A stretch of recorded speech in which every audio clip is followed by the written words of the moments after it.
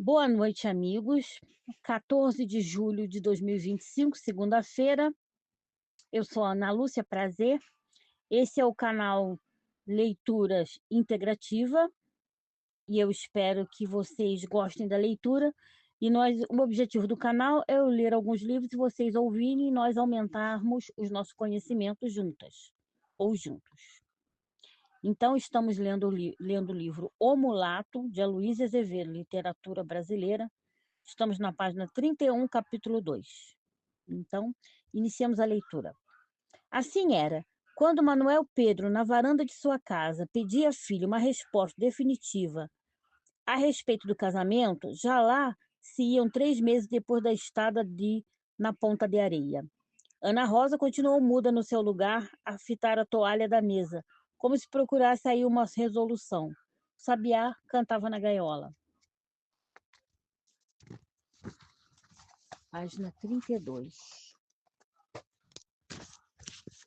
Então, minha filha, não dás sequer uma esperança? Pode ser. E ela ergueu-se. Bom, assim é que te quero ver.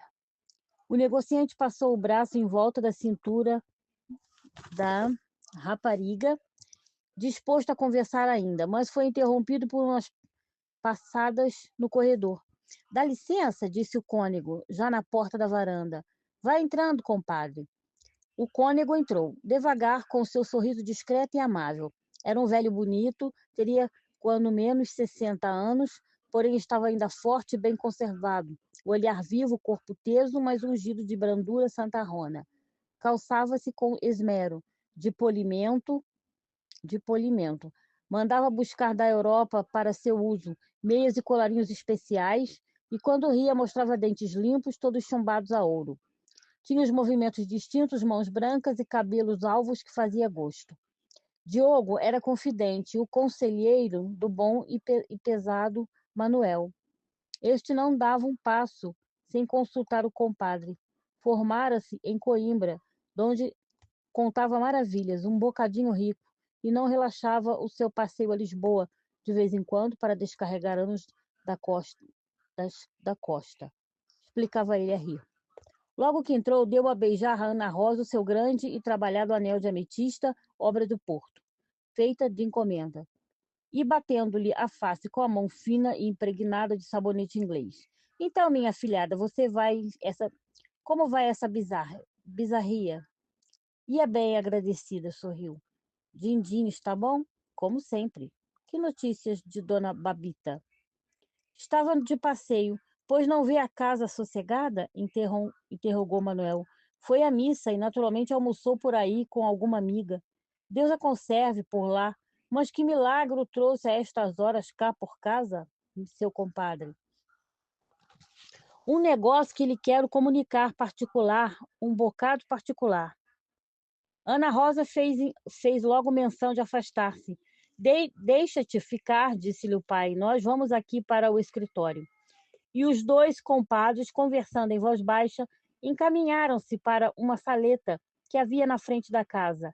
A saleta era pequenita, com 2 janelas para a Rua da Estrela, chão esteirado, paredes forradas de papel e o teto de travessinhas de paparaúba pintadas de branco. Havia uma carteira de escrita muito alta, com o seu mocho inclinado, um cofre de ferro, uma pilha de livros de escrituração mercantil, uma prensa, o copiado ao lado e mais um copo sujo de pó, em cujas bordas descansava um pincel chato de cabo largo, uma cadeira de palhinha, um caixão de papéis inúteis, um bico de gás e 2 escarradeiras. Ah, ainda havia na parede, sobre a secretária, um calendário do ano e outro da semana, ambos com as algibeiras pejadas de notas e recibos. Era isto que Manuel Pedro chamava de pomposamente o seu escritório, e onde fazia correspondência comercial.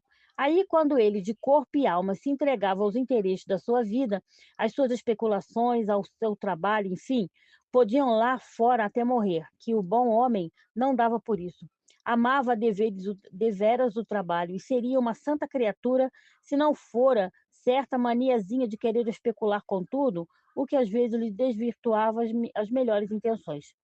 Quando os dois entraram, ele foi logo fechando a porta discretamente, enquanto o outro se esparralhava na cadeira, com um suspiro de cansaço, levantando até ao meio da canela a sua batina lustrosa e de bom talho.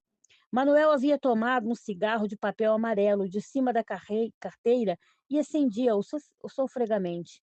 O cônego esperava por ele, com uma notícia suspensa dos lábios, como espanto, a boca meio aberta, o tronco inclinado para a frente, as mãos espalmadas nos joelhos. Página 34. A cabeça erguida e um olhar de sobrancelhas arregaçadas através do cristal dos óculos. Sabe quem está a chegar por aí? Perguntou, afinal, quando viu Manuel já instalado no mocho da secretária. Quem? O Raimundo. E o cônego sorveu uma pitada. Que Raimundo? O Mundico, o filho do José, homem, teu sobrinho, aquela criança que teu mano teve da Domingas. Sim, sim, já sei, mas então, está a chegar por dias, ora espera. O padre tirou papéis da algibeira e rebuscou entre eles uma carta que passou ao negociante. É do Peixoto, o Peixoto de Lisboa. De Lisboa? Como? Sim, homem. Do Peixoto de Lisboa que está há 3 anos no Rio. Ah, isso sim, porque tinha ideia de que o pequenino deveria estar agora na corte. Ah, chegou a vapor do sul. Pois é, lê. Manuel armou os óculos no nariz e leu para si a seguinte carta, datada do Rio de Janeiro. Reverendíssimo amigo e senhor cônego Diogo de Melo, folgamos que esta vai encontrar vossa reverência no gozo da mais perfeita saúde. Temos, por fim, comunicar a vossa reverência que no paquete de 15 do corrente segue para esta capital o doutor Raimundo José da Silva, de quem nos encarregou vossa reverência e o senhor Manuel Pedro da Silva, quando ainda nos achávamos estabelecidos em Lisboa. Temos também a declarar, se bem que já em tempo competente o houvéssemos feito, que envidamos então os melhores esforços para conseguir do nosso recomendado ficasse empregado em nossa casa comercial e que, visto não conseguirmos, tomamos logo a resolução de remetê-lo para Coimbra com o fim de formar-se, ele e em teologia, o que igualmente não se realizou, porque, feito o curso preparatório, escolheu o nosso recomendado a carreira de direito, na qual se acha formado com distinções e bonitas notas. Cumpre-nos ainda declarar, com prazer a vossa reverência, que o doutor Raimundo foi sempre apreciado pelos seus lentes e condiscípulos e que tem feito boa figura, tanto em Portugal como depois na Alemanha e na Suíça, e como ultimamente nesta corte, onde, segundo diz ele, tensionava fundar uma empresa muito importante. Mas antes de estabelecer-se aqui, deseja o doutor Raimundo efetuar nessa província a venda de terras e outras propriedades de que aí dispõe, e com esse fim segue. Por esta mesma via, escrevemos ao senhor Manuel Pedro da Silva, a quem novamente prestamos contas das despesas que fizemos com o sobrinho. Seguiam-se os cumprimentos do estilo. Manuel, terminada a leitura, chamou o Benedito, um moleque da casa, e ordenou-lhe que fosse no armazém saber se havia chegado a correspondência do sul. O moleque voltou pouco depois, dizendo que ainda não, senhor, mas que seus dias afora buscar ao correio. Homem, ele é isso, exclamou Pescada. O rapaz está bem encaminhado, quer liquidar o que tem por cá e estabelecer-se no Rio. Não sempre é um outro futuro. Ora, soprou o cônego em 3 tempos. Nem falemos nisso. O Rio de Janeiro é o Brasil. Ele faria uma grandíssima asneira se ficasse aqui. E faria. Até lhe digo mais. Nem precisava cá vir, porque, continuou Diogo, abaixando a voz, ninguém aqui lhe ignora a biografia. Todos sabem de quem ele saiu. Que não viesse, não digo, porque, enfim, quem quer vai, quem quer não quer manda. Quem quer vai, quem não quer manda. Como lá diz o outro, mas é chegar a aviar o que tem a fazer e levantar de novo o ferro. Ai, ai.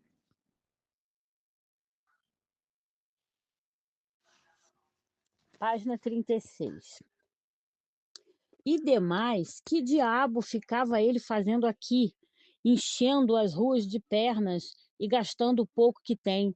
Sim, que, que ele tem alguma coisinha para roer, tem aquelas moradas de casa de São Pantaleão, tem o seu punhado de ações, tem o Jimbo cá na casa, onde a for bem dizer é sócio comanditário, e tem as fazendas do Rosário, isto é, a fazenda porque uma é tapeta, tapera.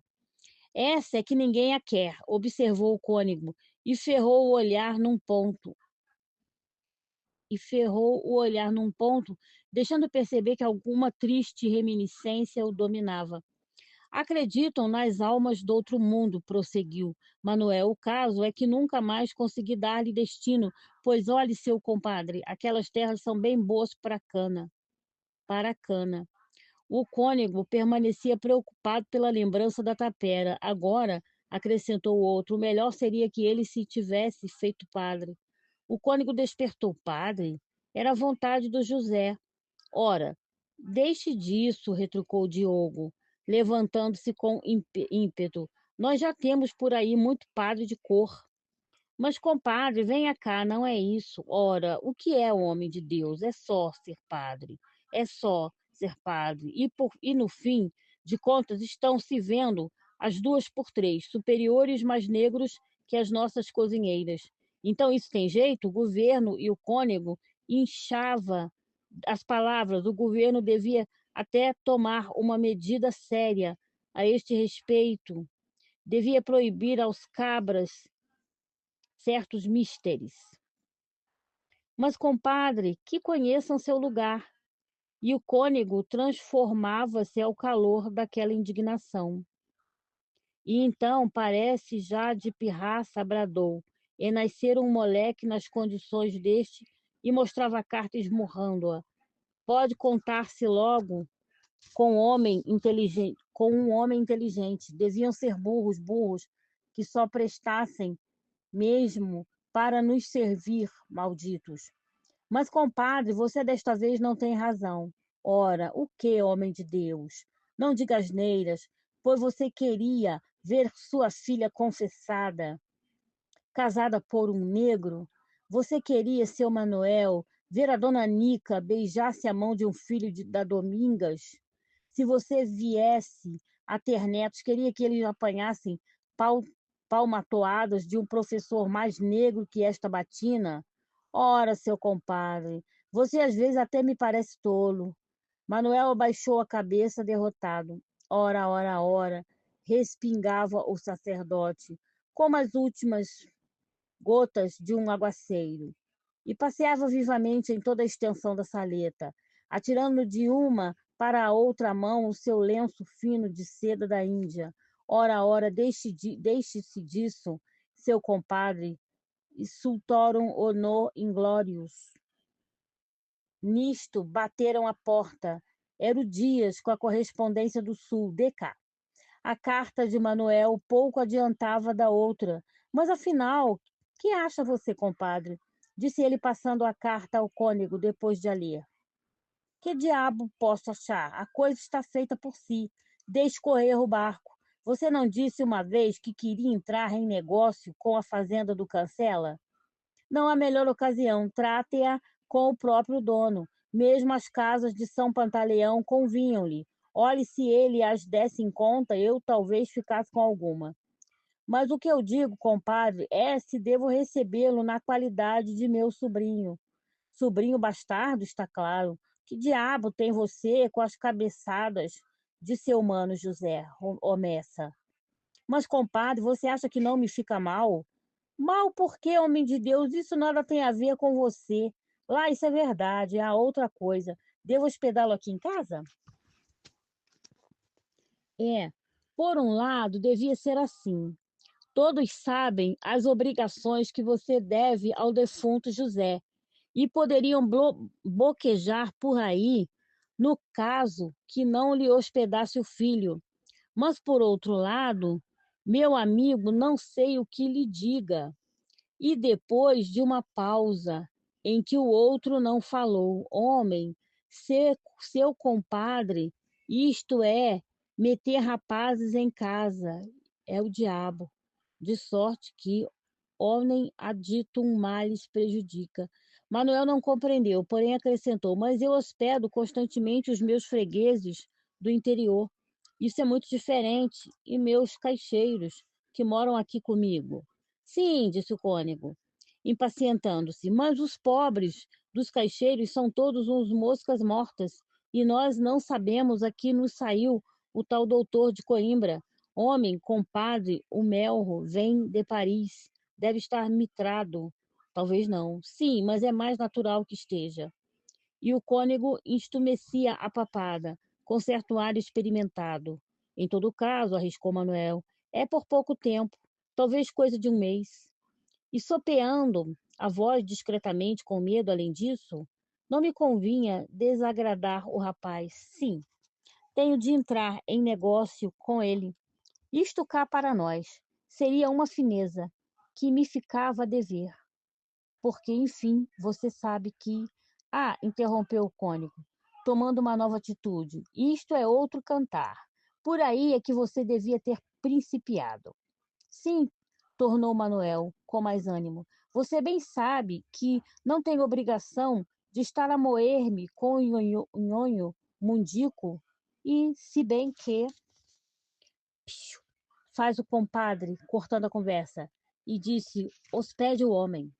E saiu da saleta, revestindo logo o seu pachorrento e estudado ar de santarrão.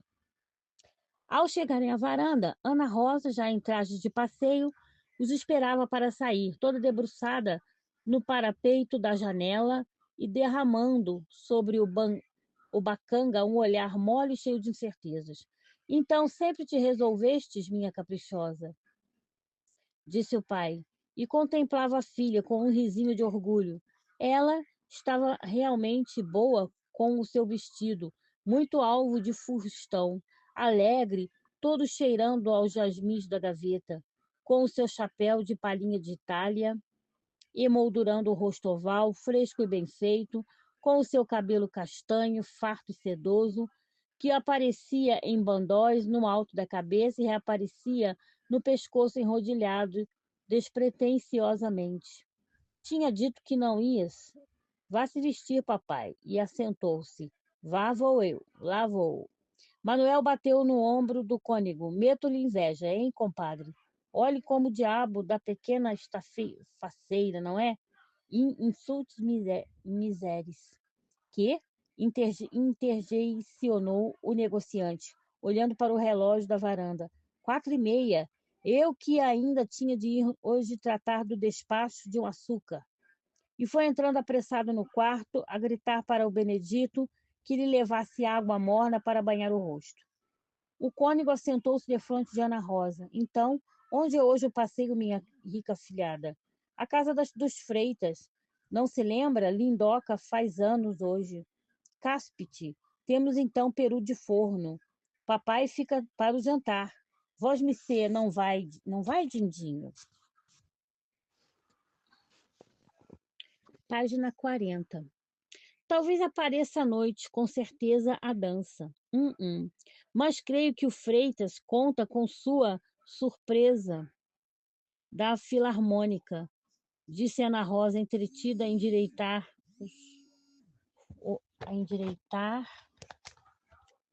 os folhos do seu vestido com a biqueira da sombrinha. Nisto ouviram-se bater embaixo as portas do armazém, que se fechavam com grande ruído de fechaduras, e logo em seguida o som pesado de passos repetidos na escada. Eram os caixeiros que subiam para jantar. Entrou primeiro na varanda o Bento Cordeiro, português dos seus 30 e tantos anos, arruivado, feio de bigode, barba e cavanhaque, gabava-se de grande prática de balcão e chamava-lhe o alho. Para aviar encomendas do interior não havia outro. Cordeiro metia no bolso o caporreiro mais sabido. Dos empregados da casa era o mais antigo, nunca, porém, lograra ter interesse na sociedade, continuava sempre de fora e tinha por isso um ódio surdo ao patrão, ódio que o patife disfarçava por um constante sorriso de boa vontade.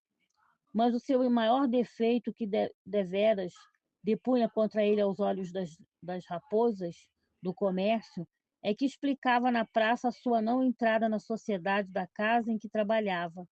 Havia tanto tempo, era sem dúvida que a sua queda para o vinho. Aos domingos metia-se na tiorga e ficava de todo insuportável.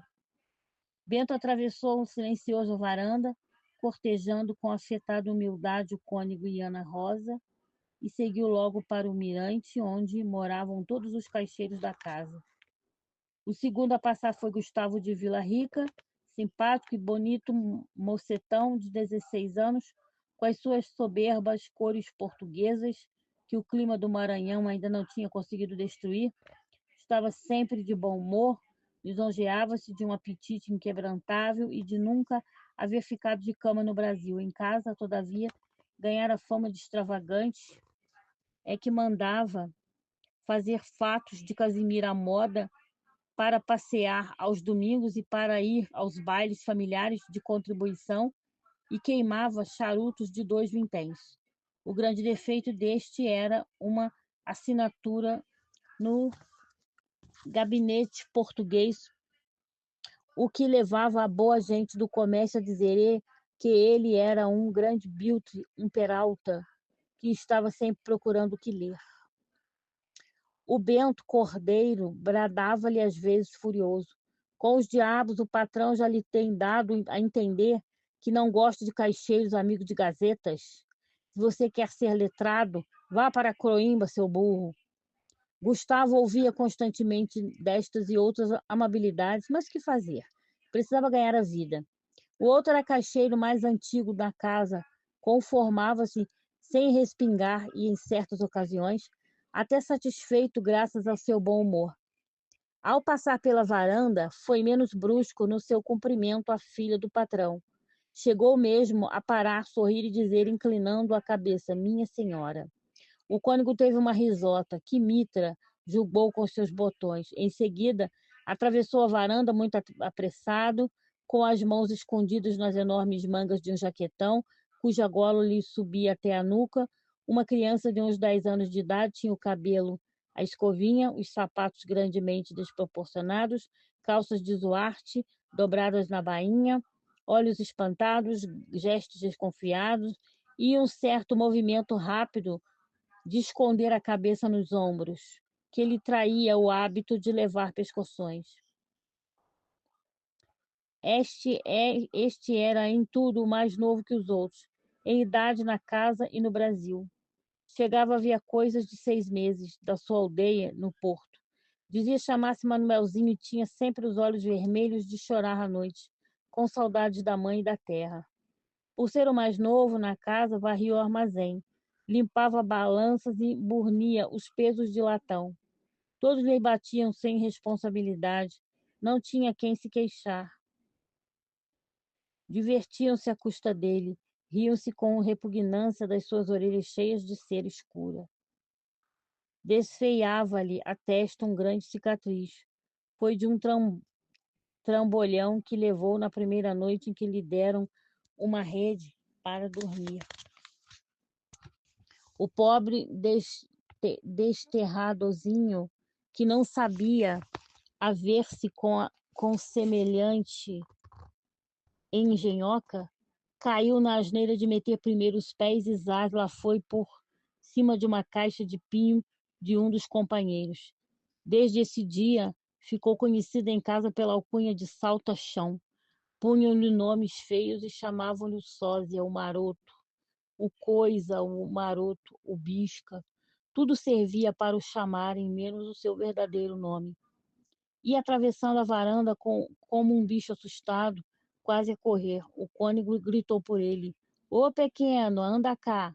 Manuelzinho voltou, confuso, coçando a nuca, muito contrariado, sem levantar os olhos. Ana Rosa teve um olhar de piedade.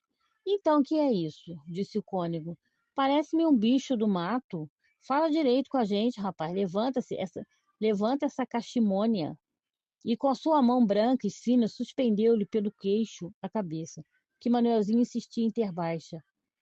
Este ainda está muito peludo, acrescentou, e perguntou, lhe depois uma porção de coisas. Se tinha vontade de enriquecer, se não sonhava já com uma comenda, se tinha visto o pássaro guariba, se encontrara a árvore das patacas. O pequeno mastigava respostas inarticuladas com um sorriso aflito. Como te chamas? Ele não respondeu. Então não respondes? Com certeza és Manuel. O portuguesinho meneou a cabeça afirmativamente e apertou a boca para conter o riso que procurava uma válvula. Então é com a cabeça que te se responde? Tu não sabes falar, Mariola? E voltando-se para Ana Rosa. Isto é um sonso, minha filhada, hoje. Olhe em que estado ele traz as orelhas. Se tens a alma como tens o corpo, pode dá-la ao diabo. Tu já te confessaste aqui, maroto? Manuelzinho, não podendo já suster os beiços, abriu a boca e, com a força de uma caldeira, soprou o riso que tanto custo refreava. Olha que estás a cuspir, meu patife, gritou o cônego. Bom, bom, vai-te, vai-te. Repeliu e limpou a batina com o lenço. Ana Rosa então correu os dedos pela cabeça do menino e puxou para si, arregaçou-lhe as mangas da jaqueta e revistou-lhe as unhas. Estavam crescidas e sujas. Ah, censurou ela, você também não é pequeno, que se desculpe isto. E tirando do seu indispensável uma tesourinha, começou com grande surpresa do caixeiro e até do cônego a limpar as unhas da criança, dizendo ao outro baixinho: Não sei como há mães que se separam de filhos desta idade. Também, coitados, devem amargar muito. A sua voz tinha já completa solicitude de amor materno. O cônego levantou-se e foi encostar-se ao parapeito da varanda, enquanto Ana Rosa, que continuava a cortar as unhas do menino, ia em segredo perguntando a este se não tinha saudade da sua terra, se não chorava ao lembrar-se da mãe. Manuelzinho estava pasmado. Era a primeira vez que no Brasil lhe falavam com aquela ternura. Levantou a cabeça e encarou Ana Rosa. Ele, que tinha sempre o olhar baixo e terrestre, procurou sem vacilar os olhos da rapariga e fitou-os cheios de confiança, sentindo por ela um súbito respeito, uma espécie de adoração inesperada. Afigurava-se extraordinário ao pobrezinho desprezado de todos que aquela senhora brasileira, tão limpa, tão bem vestida, tão perfumada e com as mãos tão macias, estivesse ali a cortar-lhe e assear-lhe as unhas. A princípio foi isto para ele um sacrifício horrível de suplício, insuportável. Desejava de si para si ver terminada aquela cena incômoda. Queria fugir daquela posição difícil. Resfolegava sem ousar com a cabeça, olhando para os lados, de esguelha, como à procura de uma saída, de algum lugar onde se escondesse ou de qualquer pretexto que o arrancasse dali. Sentia-se mal com aquilo, que dúvida. Não se animava a respirar livremente, receoso de fazer notar o seu hálito pela senhora. Já lhe doíam as juntas do corpo, tal era sua imobilidade contrafeita. Não mexia sequer um dedo.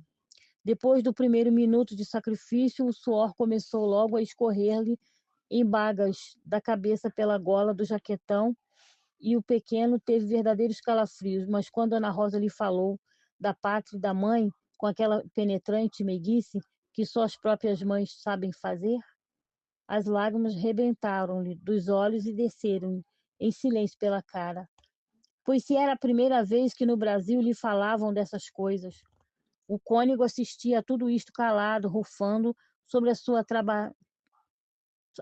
tabaqueira de ouro, as unhas burnidas, a cinza de charuto, e a sorrir como um bom velho.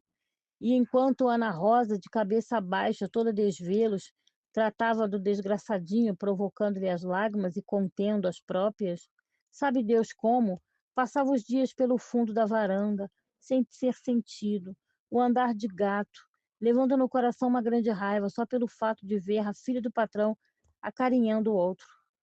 Ralava-o aquela caridade. Ele nunca tivera que lhe cortasse as unhas. Amofinava-o ver a senhora Dona Ana Rosa às voltas com semelhante bisca. Punha a perder de todo a peste do pequeno. Ora, para que lhe havia de dar? Embonecar o súcio? Queria-o com certeza para seu xixisbel. Contava já com ele para levar-lhe as cartas do desaforo e trazer-lhe os presentinhos de flores e os recados dos pelintras.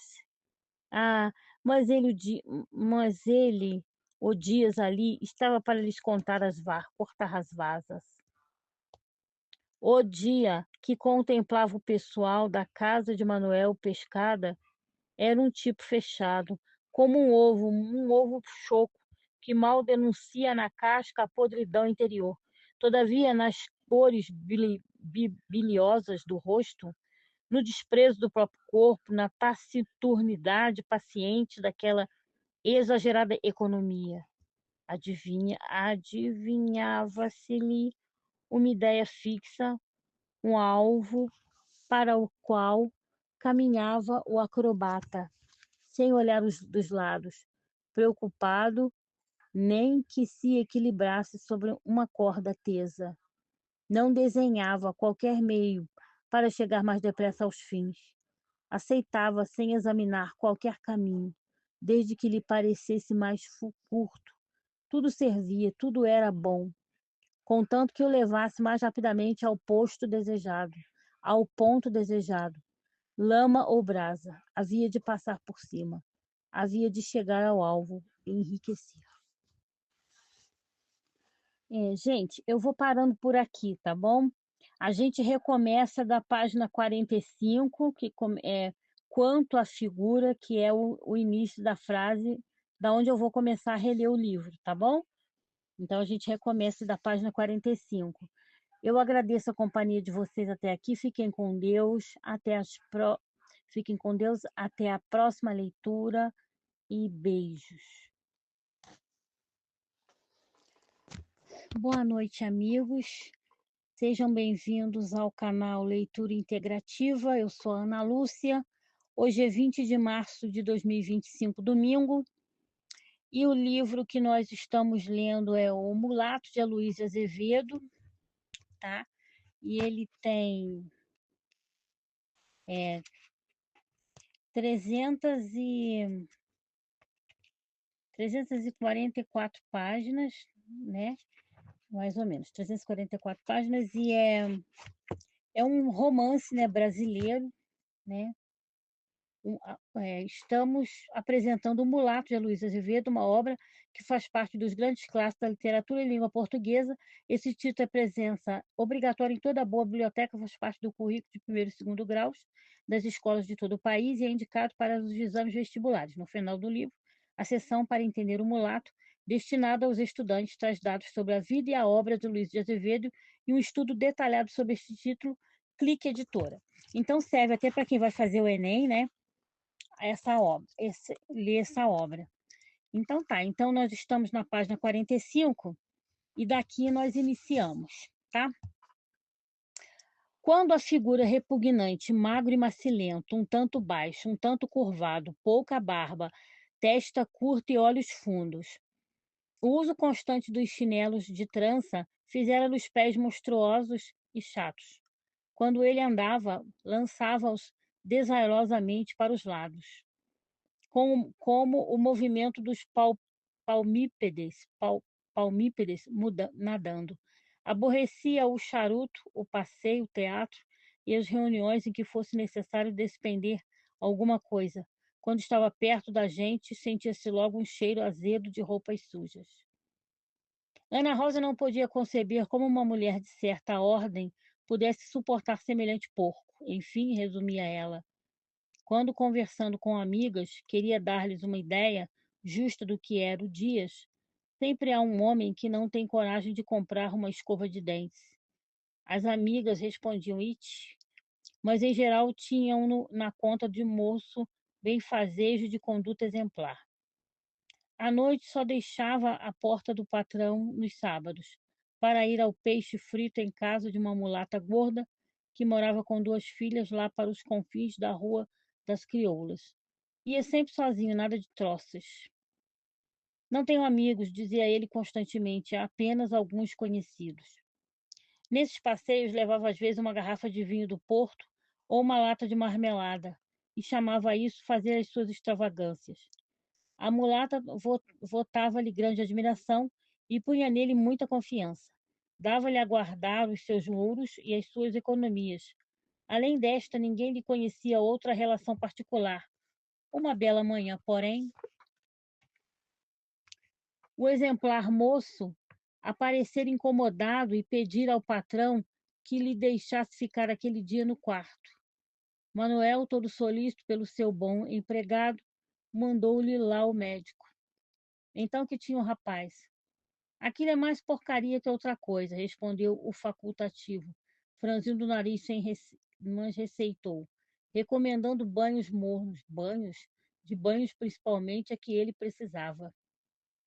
E quando viu o doente pela segunda vez, não se pôde ter que lhe não dissesse: olhe lá, meu amigo, que o asseio também faz parte do tratamento. E acabou provando que a limpeza não era menos necessária ao corpo do que a alimentação, principalmente em um clima daqueles em que um homem está sempre a transpirar. Manuel foi à noite ao quarto do caixeiro, falou-lhe com brandura paternal, lamentou-o com palavras amigáveis e desatou um protesto em forma de sermão contra o clima e os costumes do Brasil. Uma terrinha com que é preciso cuidado, perigosa. Perigosa, dizia ele, aqui a gente tem a vida por um fio de cabelo. Tratou depois com entusiasmo de Portugal, lembrou as boas comezainas portuguesas, as caldeiras de Iroses, a orelheira de porco com feijão branco, a corda, o caldo gordo, o famoso bacalhau de Algarve.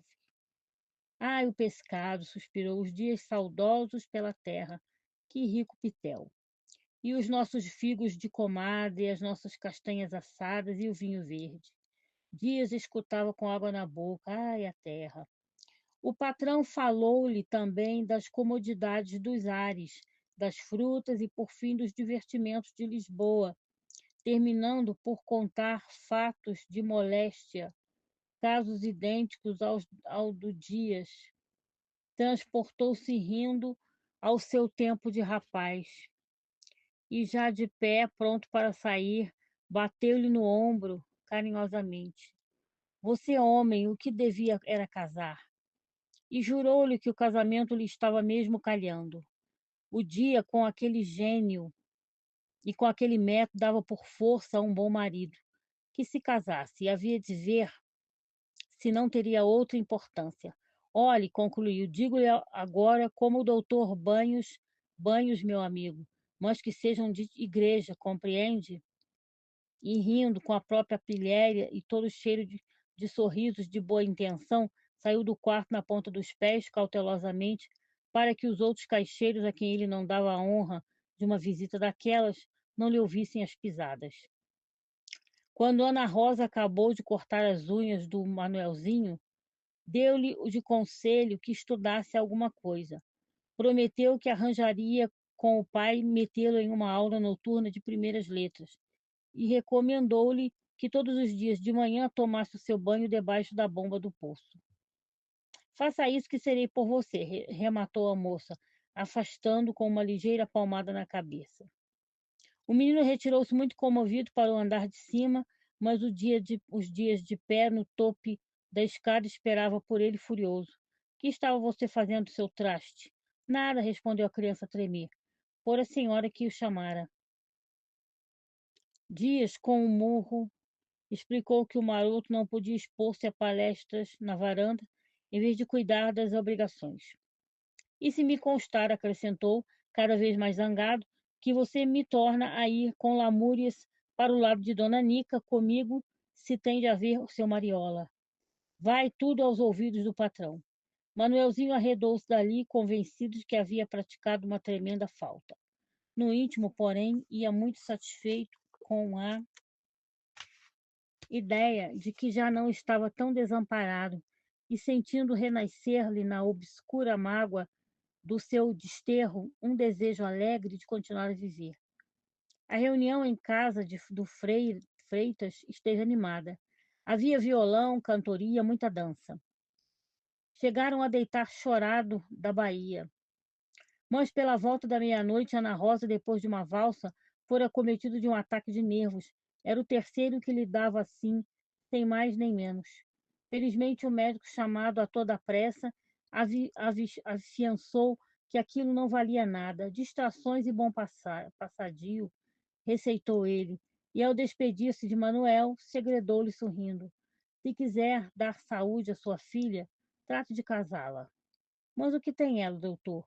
Ora, o que tem? Tem 20 anos, está na idade de fazer um ninho, mas enquanto não chega o casamento, ela que vá dando os seus passeios a pé, banhos frios, exercícios, bom passadio e distrações.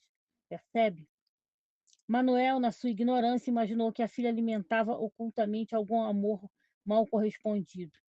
Sacudiu os ombros. Não era então coisa de cuidado. E, em cumprimento às ordens do médico, inaugurou com a enferma longos passeios pela fresca da madrugada. Da dia a dia, o cônego Diogo, contra todos os seus hábitos, procurava o compadre às 7 horas da manhã.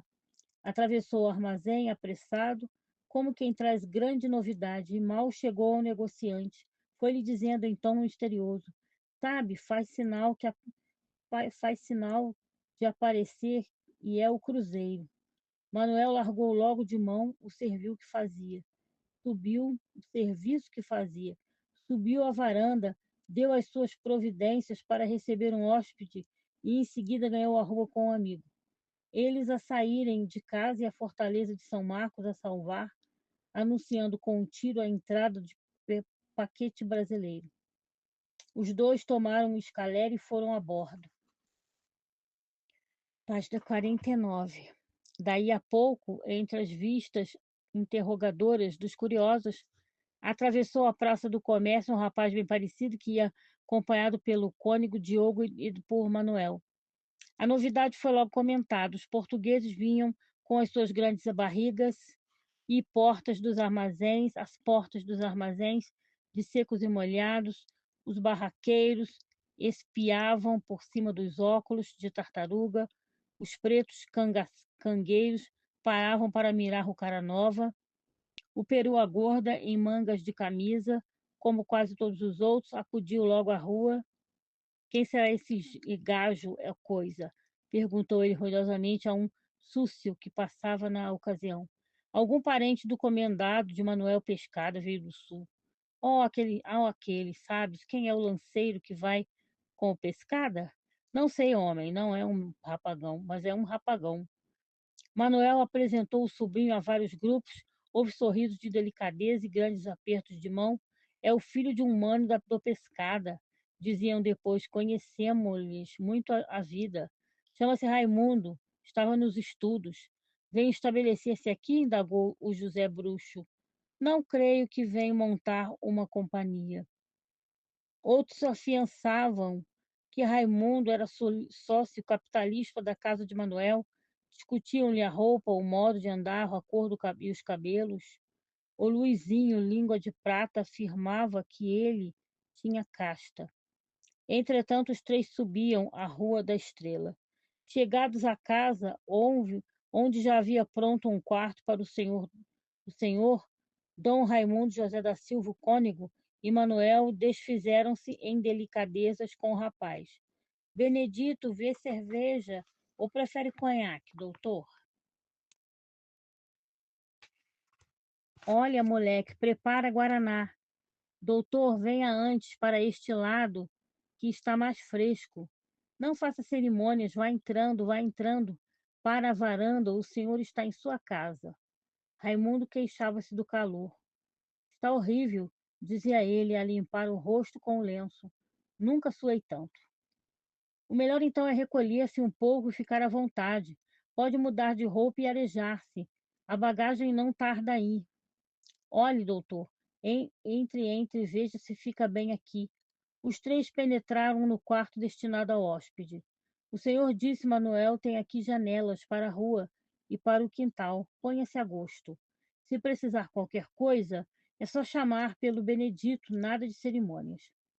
Raimundo agradeceu muito penhorado. Mandei dar-lhe cama, e acrescentou o negociante, porque o senhor naturalmente não está afeito à rede. No entanto, se quiser.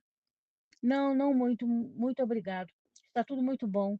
O que deseja repousar um pouco, justamente. Ainda tenho a cabeça a andar à roda. Pois então, descanse, descanse, para depois almoçar com mais apetite. Até logo. E Manuel e mais o compadre afastaram-se, cheios de cortesia e sorrisos de afabilidade. Raimundo tinha 26 anos e seria um tipo acabado de brasileiro, se não for os grandes olhos azuis que puxara do pai, cabelos muito pretos, lustrosos e crespos, tez morena e amulatada, mas fina, dentes claros que reluziam sob a negrura do bigode, estatura alta e elegante, pescoço largo, nariz direito e fronte espaçosa.